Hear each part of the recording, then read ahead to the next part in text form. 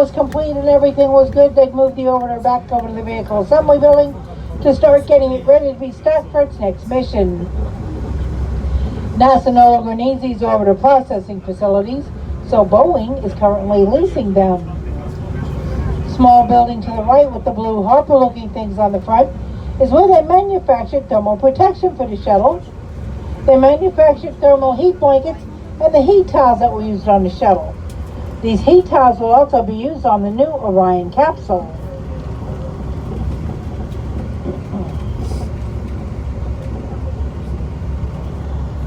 Now, if you look off to the right, you'll see two large gray platforms with some yellow rails around them. These are our two crawler transporters. The crawler transporters were manufactured by the Marion Parish Shuttle Company out in Marion, Ohio, shipped here in segments and actually assembled right here on site.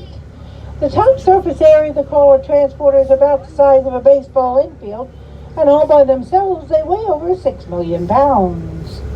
Each single cleat on its tracks all by itself weighs a ton. The large gray platform in front of us is one of our 3 mobile launch platforms. All of our platforms sit on 6 pedestals. These pedestals can also be found inside the vehicle assembly building as well as out the launch pad. The crawler transporter would go underneath the platform, pick it up, take it into the vehicle assembly building and leave it there, at which point workers would stack the rocket on top of the platform. Once that was complete, the crawler transporter would go back in, pick all of that up, and take it out to the launch pad.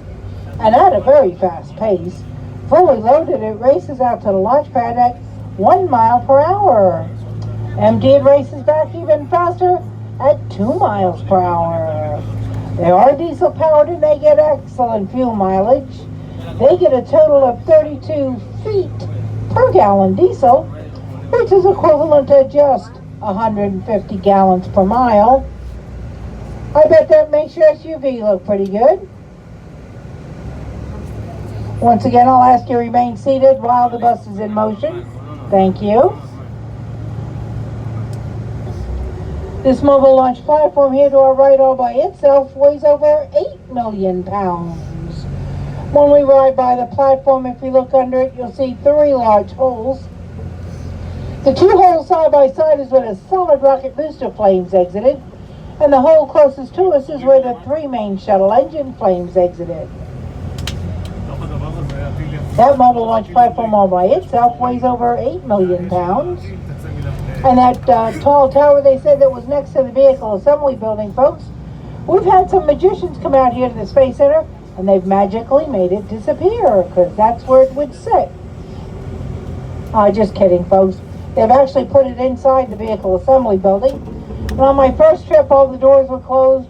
So if the doors are still closed, unfortunately, you won't get a peek at that brand new mobile launcher platform. The white building to our right with the darkened out windows is Launch Control Center. That's the electronic brains of Launch Complex 39. And although computers could handle all of launch operations, on launch day they'd have about 200 technicians and engineers inside monitoring all those computers to make sure everything went smoothly. Kennedy Space Center maintains control of the launch until the rocket clears the top of the tower, at which point they send it over to Mission Control in Houston, Texas. The one doing all the coughing, are you okay? Do you need something? I got some cough drops up here.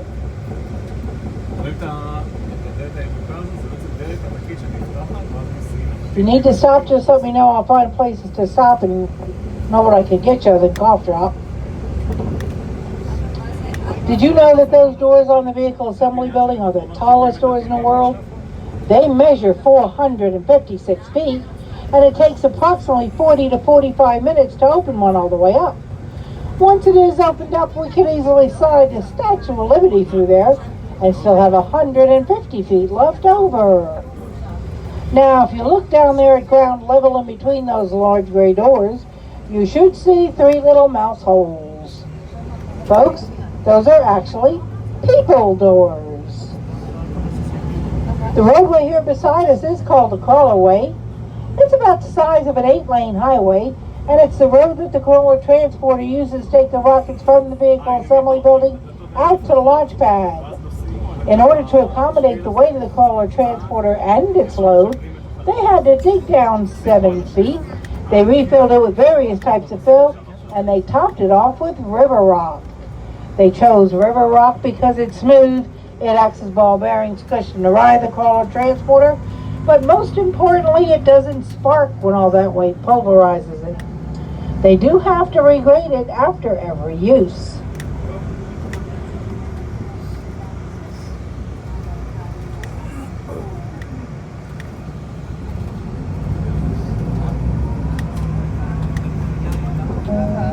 We are now